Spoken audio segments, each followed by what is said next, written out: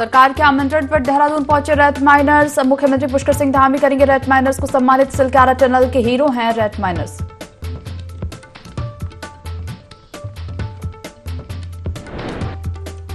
तेईस साल बाद जाकर सीएम धामी ने मूल निवास को दी फिर पहचान। उत्तराखंड के मूल निवासियों को नहीं होगी स्थायी निवास प्रमाण पत्र देने की बाध्यता, सीएम धामी ने दिए निर्देश।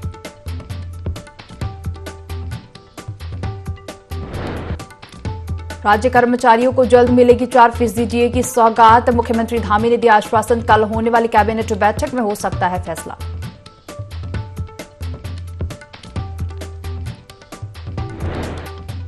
आज से बदल जाएगा पहाड़ों का मौसम। मौसम विभाग ने बारिश और बर्फबारी का किया अलर्ट जारी। आने वाले दिनों में ठंड बढ़ने के आसार।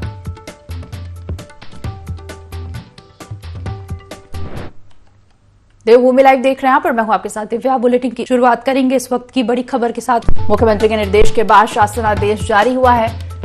24 दिसंबर को कुछ संगठन रैली करने वाले हैं। मुख्यमंत्री धामी ने संज्ञान लिया। शासनादेश जारी हुआ है। कुछ विभागों ने स्थायी निवास प्रमाण पत्र की बाध्यता भी रखी।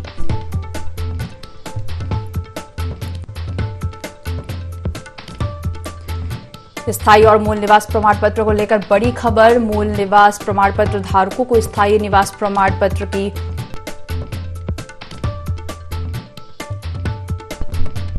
आवश्यकता नहीं, इस संबंध में शासन ने आदेश जारी किया।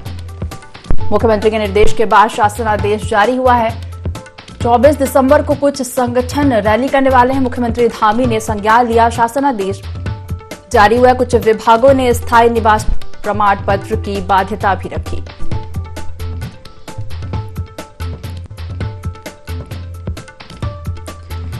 स्थायी और मूल निवास प्रमाण पत्र को लेकर बड़ी खबर। मूल निवास प्रमाण पत्र धारकों को स्थायी निवास प्रमाण पत्र की आवश्यकता नहीं है, इस संबंध में शासन ने आदेश जारी किया है।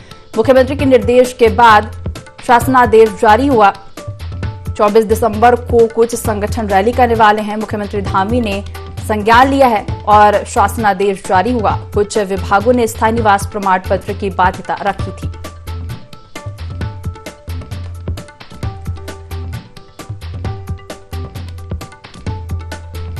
ज्यादा जानकारी लेंगे सहयोगी विनय हमारे साथ फोन लाइन पर जुड़ गए हैं। विनय, मूल निवास प्रमाण पत्र धारकों को अब स्थायी निवास पत्र की आवश्यकता नहीं होगी।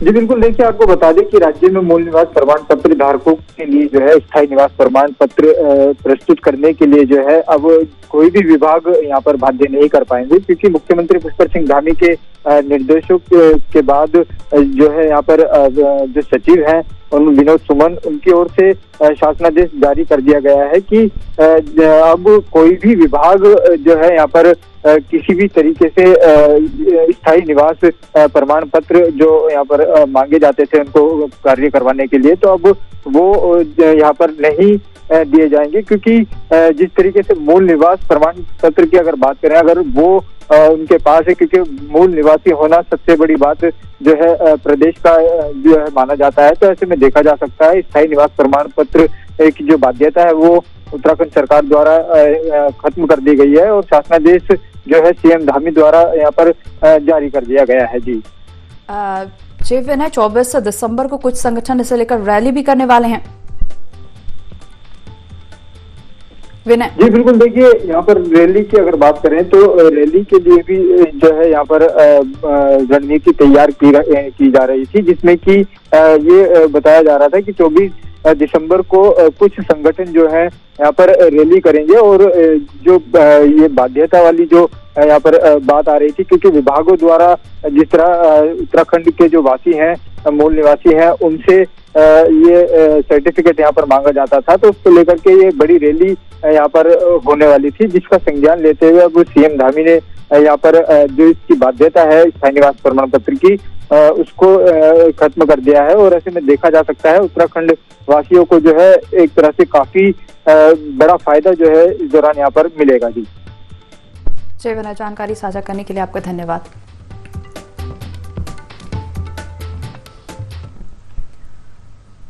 प्रधानमंत्री विश्वकर्मा योजना को लेकर हरिद्वार भाजपा कार्यालय में वर्कशॉप का आयोजन हुआ, जिसमें योजना के सह प्रभारी और पश्चिम बंगाल की सांसद लॉकेट चैटर्जी ने भी शिरकत की। साथ ही भाजपा प्रदेश अध्यक्ष महेंद्र भट्ट, कैबिनेट मंत्री प्रेमचंद अग्रवाल समेत भाजपा के कई नेता मौजूद रहे। इस दौरान पीएम विश्वकर्मा योजना को ज्यादा से ज्यादा लोगों तक पहुंचाने को लेकर चर्चा हुई। वहीं संसद में हंगामा और सांसदों के निलंबन पर लॉकेट चैटर्जी ने कहा कि 3 राज्यों में करारी हार के बाद विपक्षी पार्टियों के सांसद खींच मिटाने के लिए संसद में हंगामा कर रहे हैं और इन सांसदों का मकसद सदन की कार्रवाई में बाधा खड़ी करना है।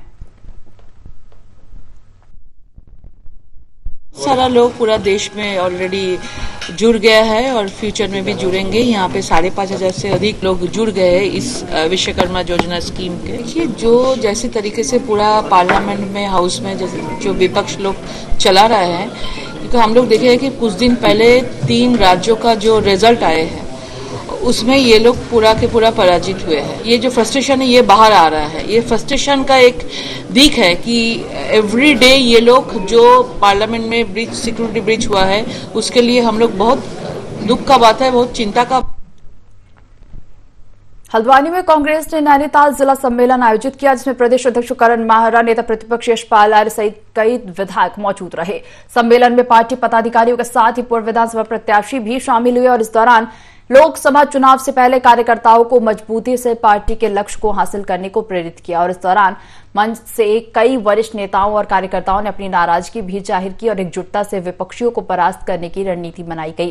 कांग्रेस प्रदेश अध्यक्ष करण माहरा ने कहा कि पार्टी को मजबूत करने के लिए लगातार इस तरह के सम्मेलन आयोजित किए जा रहे हैं, जिसमें प्रदेश सरकार के खिलाफ आगामी कार्यक्रमों को लेकर भी रणनीति तैयार की जा रही है। वहीं नेता प्रतिपक्ष यशपाल आर्य ने कहा कि पार्टी नेताओं से विचार विमर्श किया जा रहा है और लोकसभा चुनाव को जीतने के लिए पार्टी पूरी तरह से तैयारी में जुट गई है।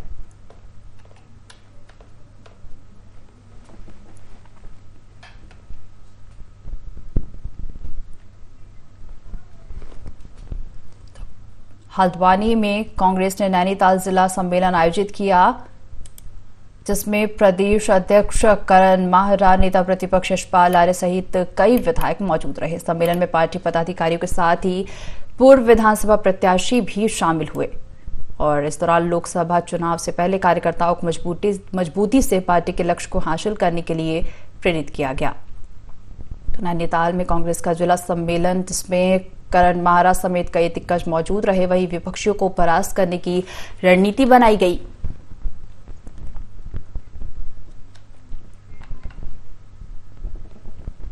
धर्मनगरी हरिद्वार में हर की पौड़ी के पास सुभाष घाट पर स्थित ऐतिहासिक कांग्रेस कार्यालय को हरिद्वार के जूनियर सिविल जज के आदेश पर खाली करा लिया गया है। बता दें कि कार्यालय को लेकर लंबे समय से न्यायालय में विवाद चल रहा था, जिसमें पिछले दिनों हाई कोर्ट ने कांग्रेस को प्रतिमाह निश्चित कर किराया अदा करने के निर्देश दिए थे और इस निर्देश का पालन न करने पर हाई कोर्ट ने वादकारी शिव कुमारी के पक्ष में कार्यालय खाली करवा लिया और जिसके बाद कांग्रेस की राजनीति भी गरमाई हुई है और कार्यालय को लेकर तमाम ऐतिहासिक मुद्दे उखाड़े जा रहे हैं।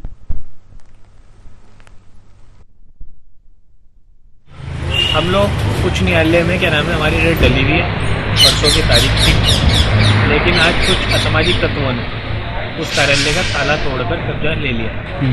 हमने पुलिस में इसकी प्राथमिकी भी दर्ज करवाने के लिए तहरीर दी है कि आप अपने सीसीटीवी फुटेज खंगाल के जो किन लोगों ने इसका ताला तोड़ के प्रवेश किया है उनके खिलाफ मुकदमा दर्ज हो और डकैती के उसमें कांग्रेस का जो हम लोग भी मानते हैं बहुत पुराना संगठन है, हालांकि अनेकों बार उसका विभाजन हुआ है। अब ये नहीं कह सकते वही कांग्रेस ही है या कौन सी ये कांग्रेस है, लेकिन हम कांग्रेस के रूप में, पुराने कांग्रेस के रूप में भी यदि हम बात करें, पुराने संगठन को यदि आज अपने अस्तित्व की लड़ाई करनी पड़ रही है, चुनाव में बैसाखी का सहारा लेना पड़ रहा है और कार्यकर्ता नाम की चीज़ वहाँ से ख़त्म हो रही है और आज सभी लोग माननीय मोदी जी का जो है नेतृत्व स्वीकार कर रहे हैं, तो इनको अपने बारे में विचार करना चाहिए। राजधानी देहरादून में ठंड का प्रकोप बढ़ता ही जा रहा है और इस मौसम में सर्दी जुकाम ही नहीं बल्कि निमोनिया और वायरल इन्फेक्शन, अस्थमा से ग्रसित बच्चे अस्पताल के बाल रोग ओपीडी में पहुंच रहे हैं। इस मौसम में चिकित्सकों ने बच्चों की सेहत को लेकर विशेष सावधानी बरतने की सलाह दी है। डॉक्टर अशोक कुमार के मुताबिक इस मौसम में अधिकतर बच्चों की इम्यूनिटी वीक हो जाती है और ऐसे में जब भी बच्चे बाहर निकले तो पूरे कपड़े पहनकर निकले। उन्होंने बताया कि सरकार की तरफ से निःशुल्क टीके भी लगाए जा रहे हैं। बीमारियों से बचने के लिए बच्चों को टीके लगाना जरूरी है।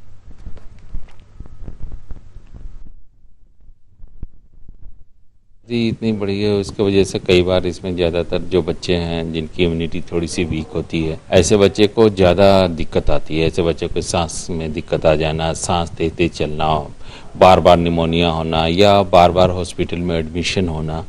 तो ऐसे बच्चे को यही कहेंगे कि ज़्यादातर बच्चे को है कि जब भी निकले तो सर्दी खांसी वाले बच्चे जब भी हो तो लोकल ट्रीटमेंट ना लेके किसी अच्छे डॉक्टर पीडियाट्रिशियन को दिखाएं, और जब भी हो आप निकले बच्चे को पूरे कपड़े पहना के ढक के निकलें।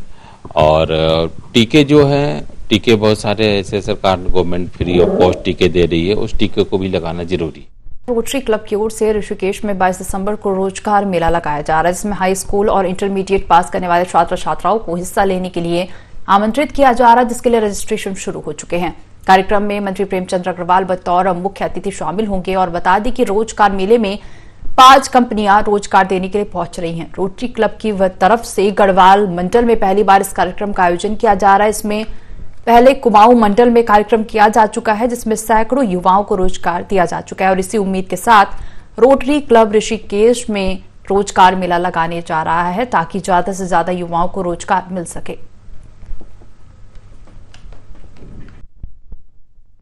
रोटरी क्लब द्वारा ये रोजगार मेला 22 दिसंबर 2023 को रेलवे रोड पर गुरु नानक गुरुद्वारे में किया जाएगा। सुबह 11 बजे से प्रारंभ किया जाएगा ये, और शाम 5 बजे तक ये रहेगा।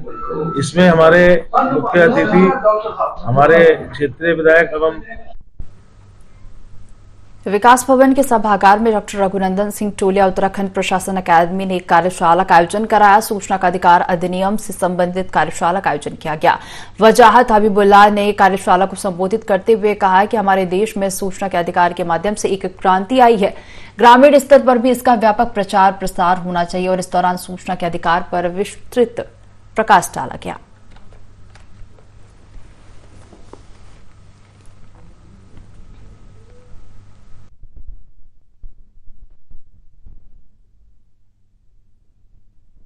पाटन क्षेत्र में हो रहे गुलदार के आतंक से निजात दिलाने के लिए वन विभाग ने गुलदार को पकड़ने के लिए पिंजरा लगा दिया है। ग्रामीणों ने गुलदार के आतंक से निजात दिलाने के लिए पिंजरा लगाने की मांग वन विभाग से की थी।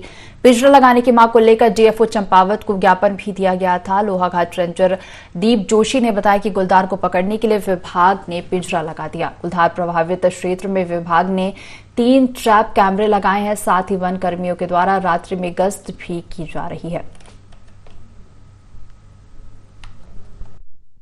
गुलदार प्रभावित क्षेत्र में मुख्य वन्यजीव प्रतिपालक महोदय उत्तराखंड द्वारा पिंजरा लगाने की अनुमति मिलने के उपरांत वहां पर पिंजरा लगा दिया गया है।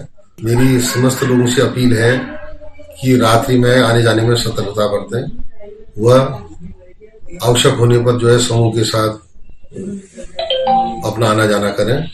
और जो इस तरह की दूसरी अन्यत्र जगह की वीडियो वायरल कर रहे हैं उनके खिलाफ कार्रवाई की जाए। नैनीताल के भीमताल में वन्य जीव के हमले से युवती की मौत हो गई, जिसके बाद परिजन ने निकिता के शव को खुटानी चौराहे पर रखकर जाम लगाकर धरना प्रदर्शन किया। धरना प्रदर्शन कर रहे लोगों का कहना है कि 13 दिनों के अंदर 3 महिलाओं की आदमखोर वन्य जीव ने हत्या कर दी है, लेकिन वन विभाग इस ओर कोई ठोस कदम नहीं उठा रहा। वही धरना प्रदर्शन के चलते कई घंटे यातायात भी बंद रहा। दिन के अंदर 3 लोगों की हत्याएं नरबक्षी बाघ के द्वारा, आदमखोर बाघ के द्वारा की गई है। और वन विभाग कुंभकर्ण की नींद सोया हुआ है, उसको जगाने के लिए आज पूरा जन आक्रोश है। और हम यहाँ पे बैठे हुए खुटानी में, जो यहाँ पे ज्यादातर लोग रहते हैं वो किसानी पर निर्भर करते हैं। अगर किसान किसानी नहीं करेगा तो आजीविका कैसे करेगा? लोग खेतों में काम नहीं करेंगे तो घर शाम को खाना कहाँ से खाएंगे? और मैं वन विभाग को चेताना चाहता हूँ, अगर आप नहीं माने तो हम यहाँ से नहीं उठाएंगे। लोहाघाट के खुना बोहरा के पास 2 बारहसिंगाओं के बीच हुए भीषण आपसी संघर्ष में एक बारहसिंगा की पहाड़ी से गिरने से मौत हो गई। सूचना पर लोहाघाट रेंजर दीप जोशी के नेतृत्व में वन विभाग की टीम मौके पर पहुंची और बारहसिंगा के शव को कब्जे में लिया। रेंजर जोशी ने बताया कि देर रात बारहसिंगाओं के बीच हुई भिड़ंत के बाद एक नर बारहसिंगा पहाड़ी से गिर गया, जो लोहाघाट चंपावत एनएच में जा गिरा और जिस कारण उसकी मौत हो गई। रेंजर ने बताया कि बारहसिंगा की उम्र करीब 6 वर्ष के आसपास है और उसका वजन करीब 3 से 4 क्विंटल के बीच है। उन्होंने बताया कि पशु चिकित्सकों के द्वारा बारहसिंगा के शव का पोस्टमार्टम भी किया गया और इसके बाद शव को रेंजर कार्यालय के पास गड्ढे में दबा दिया गया।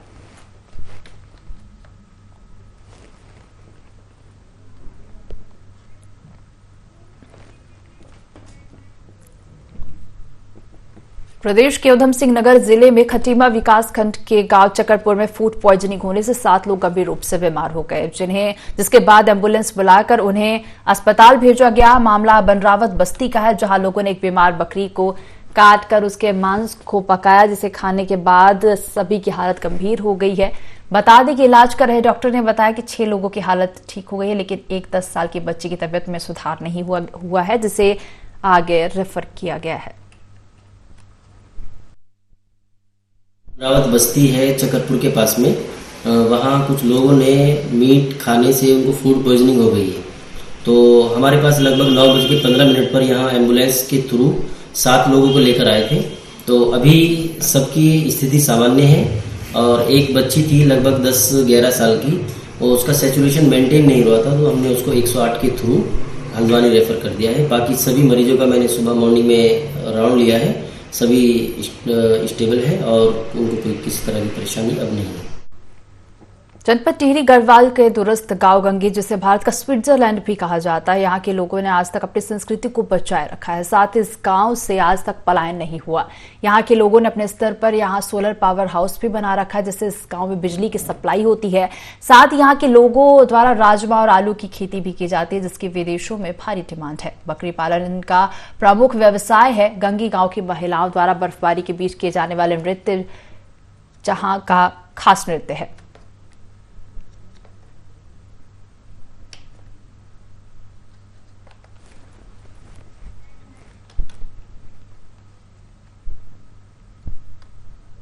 तो जसपुर में विकास के नाम पर बदहाली का आलम बरकरार है। जसपुर क्षेत्र में विकास के नाम पर केवल राजनीति ही चल रही है, जबकि विकास कोसों दूर है। स्थानीय लोगों को शिकायत है कि क्षेत्र का विकास होना चाहिए था, वह नहीं हुआ है। युवाओं में बेरोजगारी बढ़ रही है। वही जनप्रतिनिधियों पर भी आरोप लगाए गए हैं। जनप्रतिनिधियों ने क्षेत्र के विकास पर कोई ध्यान नहीं दिया। वही कांग्रेस पदाधिकारियों ने आरोप लगाया कि यहां से विधायक जीते हैं, वहां भाजपा सरकार विकास नहीं कर पा रही है। मैं विधायक था तो उस समय रोडवेज के अड्डे की जमीन भी इंगित कराई थी और उसका शिलान्यास भी हुआ था, और साथ में स्टेडियम के लिए 8 एकड़ जमीन सिडकुल से ली थी, उसका भी शिलान्यास हो गया था, 4 दीवारी भी बन गई थी। पर जब मैं विधायक नहीं रहा तो उसके बाद ये धीरे धीरे जो प्रोग्रेस थी, जो आगे बढ़ना था, वो गति खत्म हो गई। और जो मौजूदा विधायक हैं उनके अंदर कोई काम करने की क्षमता कहूँ या काम नहीं करना चाहते। विकास के प्रति बिल्कुल क्षेत्र को उन्होंने अनदेखा कर रखा है। उन्होंने ध्यान नहीं दिया कि ये काम हो। तब माननीय मुख्यमंत्री जी इलेक्शन से पहले आए थे, तब हमने जरूर ये मांग रखी थी और मुख्यमंत्री घोषणा में यहाँ का स्टेडियम इसमें सम्मिलित हो गया है। अब हमें उम्मीद है कि फाइल तो चल रही है पर वो गति नहीं है, क्योंकि उसकी पैरवी करने के लिए विधायक के पास समय नहीं है। जसपुर का विकास हमारे नेताओं ने नहीं करा, ये समझ लीजिए उन्होंने करना नहीं चाहा, क्योंकि जनता अगर ये विकास करते तो जनता फिर किस बात पे इनको वोट देती। हर बार चुनाव में ये लोग वादा करते हैं कि हम लोग स्टेडियम बनवाएंगे, हम लोग रोडवेज बनवाएंगे। अफसोस होता है कि जब बाहर के बड़े बड़े शहर के लोग यहाँ पर आते हैं, वो कहते हैं कि तुम्हारे यहाँ तो रोडवेज भी नहीं है, तुम्हारे यहाँ रेलवे स्टेशन ही नहीं है। जसपुर का विकास रुका पड़ा है। हमारे नेताओं को इस पर ध्यान देना होगा, और भाजपा ने सिर्फ वादे करे हैं, जमीनी तौर पर तो कोई कार्य उन्होंने करा नहीं है। पूर्व विधायक डॉक्टर सलिल मोहन सिंडल जी थे, उनके टाइम में बिटाल ITI स्कूल बना, बहुत सारी योजनाएं आई हैं, बहुत सारी धरातल पर दिखाई भी दी है पहले के उसमें। अब आप देख लो, जब से 2017 के चुनाव के बाद आप देख लो डॉक्टर MP सिंह के सामने वाली सड़क है, कितना बुरा हाल है, और ये वर्तमान विधायक खुद जाकर वहाँ पर धान उड़ाते हैं। आप खुद समझ सकते हो कि एक विधायक छोटी सड़क के लिए खुद धान उड़ा रहा है। क्या विधायक निधि है नहीं? सरकार से इतनी निधि मिलती है, क्या बिना निधि के बन नहीं सकती सड़क? राजधानी देहरादून के थाना डालनवाला क्षेत्र में स्थित काबुल हाउस की शत्रु संपत्ति के फर्जी दस्तावेज तैयार कर कब्जा करने वाले भूमाफियाओं के खिलाफ पुलिस ने मुकदमा दर्ज किया है। पूरा मामला तब सामने आया जब काबुल हाउस संपत्ति पर प्रशासन का बुलडोजर चला और इसी दौरान कुछ लोगों ने अपनी जमीनों के रजिस्ट्री के कागज भी प्रशासन को दिखाए, जिसकी जांच के बाद पूरा मामला सामने आया कि भूमाफियाओं ने जमीन के फर्जी दस्तावेज तैयार कर जमीन बेच दी थी, जिसमें जिला प्रशासन ने जांच के बाद मुकदमा दर्ज करवाया। काबुल हाउस नाम से एक संपत्ति डालनवाला क्षेत्र में थी, जिसमें राजस्व विभाग में केस चल रहा था। इसके बाद ये शत्रु संपत्ति थी और इसको नियमानुसार जो है राज्य सरकार में निहित किया गया। इस मामले में चूंकि फर्जी दस्तावेजों को बनाकर और इस पर कब्जा करने की बात प्रकाश में आई थी, जिस पर राजस्व की रिपोर्ट थी, उस पर थाने से इसमें विस्तृत जांच की गई और जांच उपरांत इसमें 4 लोग के विरुद्ध मुकदमा लिखा गया। चूंकि यह संपत्ति 1876 में ब्रिटिश काल में जो ब्रिटिशर्स द्वारा जो है काबुल के एक राजा थे याकूब जी, उनको दी गई थी और जिनके कोई वारिसान वगैरह नहीं थे और यह उनके देश के जाने के बाद ये शत्रु संपत्ति घोषित हुई थी। लेकिन कुछ लोगों ने इसमें फर्जीवाड़ा करके फर्जी दस्तावेज बनाकर सहारनपुर के रिकॉर्ड्स में छेड़छाड़ करके इस संपत्ति को अपना दिखाया था। समस्त जांच के उपरांत इसमें 4 लोगों के विरुद्ध मुकदमा दर्ज करा गया। टीम को उनको गिरफ्तारी के लिए इसमें भेजा गया। 2024 के होने वाले लोकसभा चुनाव से पहले कांग्रेस का सहयोगी संगठन पूर्व सैनिक प्रकोष्ठ ने अपनी तैयारियां शुरू कर दी है और इसी कड़ी में कांग्रेस के पूर्व सैनिक प्रकोष्ठ ने प्रदेश मुख्यालय में एक बैठक की और इस बैठक में अग्निवीर योजना, 1 रैंक 1 पेंशन जैसे अन्य मुद्दों को लेकर उत्तराखंड की जनता के बीच जाने का निर्णय लिया गया। पूर्व सैनिक प्रकोष्ठ प्रदेश अध्यक्ष कैप्टन बलवीर रावत का कहना है कि भाजपा सरकार के पूर्व सैनिकों के साथ छल कर रही है और उनके अधिकारों का हनन कर रही है।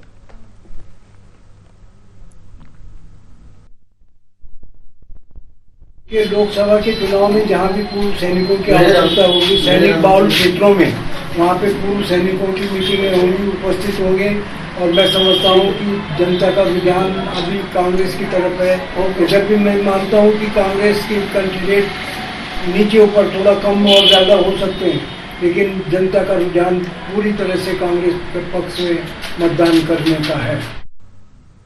तो इस बुलेटिन में फिलहाल इतना ही। आप बने रहिए IND 24 के साथ। नमस्कार।